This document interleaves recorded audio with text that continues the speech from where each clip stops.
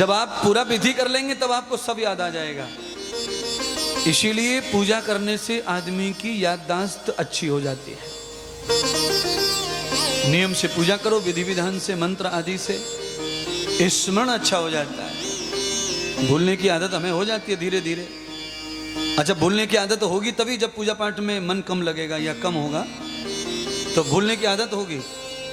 और जैसे ही हम पूजा पाठ में रुचि बढ़ाते हैं तो स्मृति भी बढ़ती चली जाती है। आज भगवान गणेश की पूजा पाठ विसर्जन करके शिव जी जो याद भूल गए थे वो याद आ गई। भगवान शिव जी ने नारद जी को खुद कहा, नारद जी सब याद आ गया। अरे ब्रह्मा विष्णु महेश और ये सारा प्रपंच ब्रह्मांड ये सब तो गणेश के अंग से ही प्रकट हुआ है।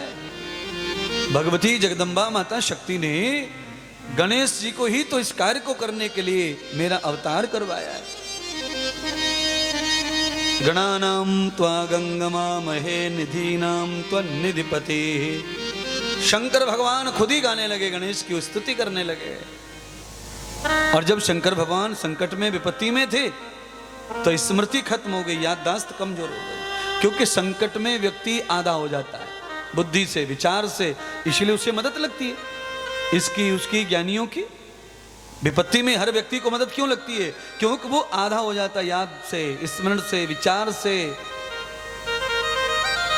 उसके पास धन होता है, सब कुछ होता है, फिर भी उसे दूसरे लोग लगते हैं। क्योंकि संकट में सबसे पहले बुद्धि कमजोर पड़ती है, विचार कमजोर पड़ते हैं, सोच कमजोर पड़ती है।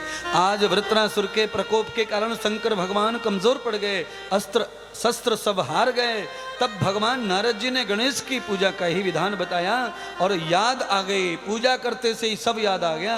आप किसी चीज को महान मान लीजिए, महान अपने दिल से, और महान मान के उसकी पूजा शुरू कर दीजिए। मैं चैलेंज करता हूं, 1 महीने 1.25 लाख मंत्र पूरे होंगे, 1.25 लाख फूल चढ़ेंगे, फल चढ़ेंगे। उतने समय में उस महान में से भी अनाथ महान तुम्हें दिखाई देने लग जाएंगे, बहुत सारी महानताएं नजर आने लग जाएंगी।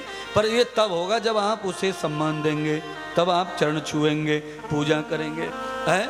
आप आए ही बुरा मन बना के हैं तो आपको फिर कुछ दिखेगा ही नहीं। पत्थर से भी, खंबे से भी भगवान प्रकट हो सकते हैं, तो फिर इंसान के अंदर तो साक्षात भगवान बैठे ही हैं।